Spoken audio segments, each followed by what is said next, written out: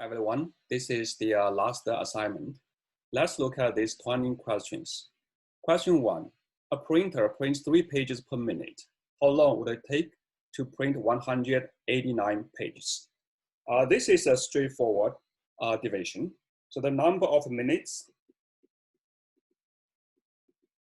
needed equals 189 divided by 3, right? So which is 6, 15, 9, 3, 9, which is 0. So we get the answer is 63 minutes. 63 minutes, 60 minutes is 1 hour. So it's 1 hour plus extra 3 minutes. So the answer is D.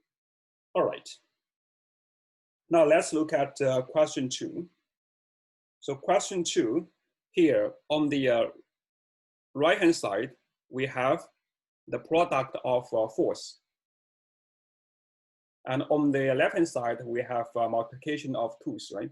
So basically, we want to write as the product, we want to write product of 4 into product of 2. Well, we notice that each 4, so 4 is 2 times 2, right? Okay, so I can write this as 2 times 2.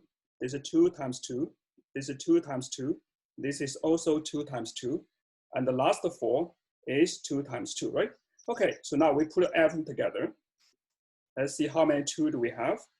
Clearly, we have 10, 2, and we multiply them together. So we get the n equals 10. Problem number 3. The problem says we need to find the smallest part of integer n such that if we randomly choose n people, regardless what they are, we can always find at least 2 of them who were born in the same month. So this is a very basic example of something called pigeonhole principle.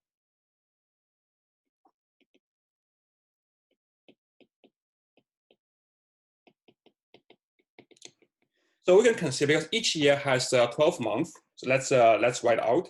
So we have the January, February, March, and all the way to 12. Okay, now you can consider this as cages, right? Cages or pigeons. And then we say, okay, we have a group of people. Now we put people, each person was born in one of those months. Now we just put this group of people into those boxes, right? And what we want is one box or 1 month contains at least 2 people. Okay, so what we do is, let's consider the opposite case. Other case is no 2 were born in the same month. And then in order to have that, what is the largest number of people that are possible? So what do we do? We say, okay, so now the number of people. So here is just the month, right? Okay, what we can do is, okay, so that the maximum we can do is we put 1 person on each month, right? So that's the best, the largest number of people in order that no 2 of them were born in the same month.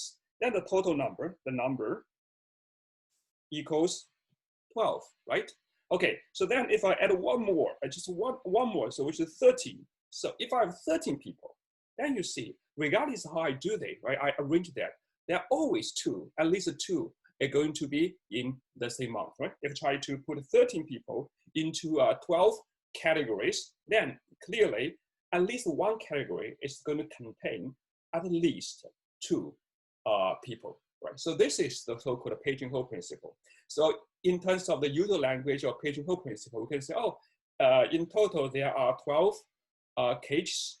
Then we have 13 pages. Now we try to put 13 pages into 12 cages. Then clearly 1 cage is going to have, at least 1 cage is going to have more than 1 pages, right? Okay, so the answer is 13. Problem number 4. So here we have a playground that is in the shape of rectangle.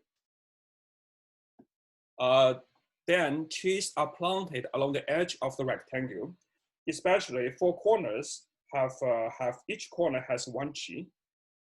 Then on the edge, each 6 has 60 meters, here's 30 meters, right?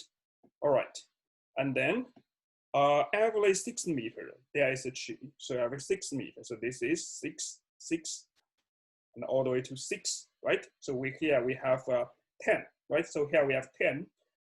So we have 10 intervals. Then the number of cheese from here to here, this is 9, right? So this is 9. Okay, we have 1, 2, 3, and all the way 9.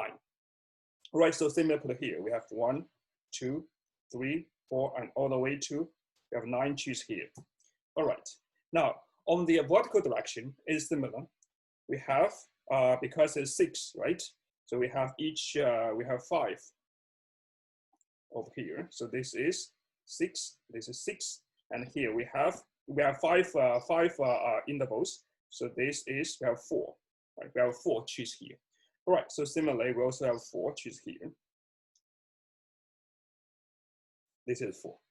Now, if we add them together, right? So if we add them together, so the total number of cheese, the total number of cheese is 9 plus 9 plus 4 plus 4. And then we also need to plus, we must also put 4 cheese on the corner. So then plus 4 on the corner. So this is what we have, right? 18 plus 12, that is 30, right?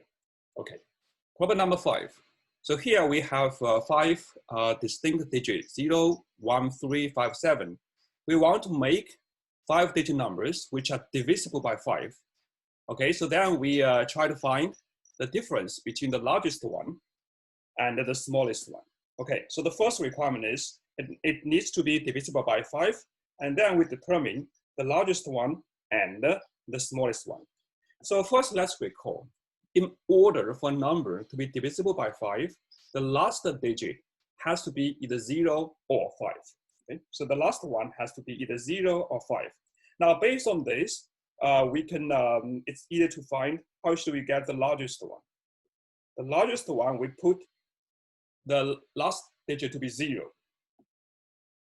And then we put the first digit to be 7, 5, 3, 1, 0. Clearly, this is the largest we can make using these 5 digits, and the guarantee is divisible by 5. How about the smallest? Smallest, the last digit, we put it to be 5. The first digit, of course, it shall be 1. And the next digit, we can choose to be 0, right? So 0, and then it's 3, and it's 7. Okay, well, let's take the difference. We take the difference of these two. Let's see what we get. Okay, so here is 0 minus 5, which is 5. Here is 3. This is 9. Here's 4. Here's 6. So 6, 4, 9, 3, 5. This is the difference between the largest one and the smallest one. Problem number 6. Alice's birthday is next week. Several of her friends plan to buy a special gift for her and share the cost equally. Now, if each of them contributes $4, then the total amount of money is going to be $4 more than the price of the gift. Now, if each contributes just $3, that is going to be $2 less than the price of the gift. The question is, what is the price of the gift in dollars? All right, so here, we don't really know the number of friends who plan to buy a gift for Alice. So that's the thing that we need to figure out first. So let's put all the information here. We have a certain number of friends. So this is what we don't know. Okay, so those are friends. If each of them contributes $4, so it's $4, then the total amount, if you add them together, is going to be $4 more than the price of the gift, right? Price of the gift. Okay, $4 more. Now, if each of them contributes $3, so $3, then it's going to be $2 less. To be $2 less. Here I put a -2, -2, $2 less than the price of the gift. Okay, so you see the difference. So from 4 to from 4 more to 2 less, the change is it's 6, right? So from here, what we have is put 6. That means if I change from $3 to $4 for each one, For each one is you add this one more, right? For the one more, you're going to have 6 more. So each one, if you change from 3 to 4, and then the total amount is going to change by 6. What does this tell us? It tells us the total number of friends is 6. Right? So this implies the total number of friends is 6 divided by 1, which is 6.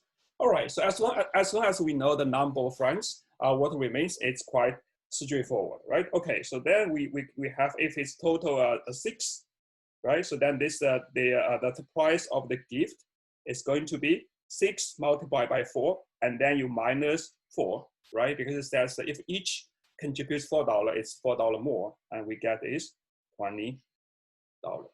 Problem number 7. We have a 3-digit number ABC. If we switch the 10th digit, if we switch the 100th digit and the 1st digit, we get a smaller number. If you look at the difference between these two, the unit digit is 7, and we need to figure out the difference. All right, so what we have is ABC minus CBA. The unit digit is 7, all right? Because it's smaller, right? Because this one is smaller, so C is less than A. So see, we have C is less than A, so this is what we have. In order to get a 7, what we can have here, we can have here, this is 2, and this is 5, this is 5, and this is 2. Now, you may wonder, why it has to be 2 or 5? It could be something else, right? So for example, 3, 6, 4, and 7, right? Of course, you can do that. The point is, for the final answer, it doesn't matter. You're just going to get the same value, all right? So for convenience, we just take 2 and 5, all right? So we have put a 4, 2 and 5. Okay, so then the next one is just to be 9, and this is will be, it's 2, right? This is just 2. So we get is, the answer is 297. So as I said, here I choose the 2 specific values, 2 and 5. This doesn't really matter. You can choose the other combinations, 3, 6, 4, 7, right? Or 1, 4. Doesn't matter. You're going to get the same thing.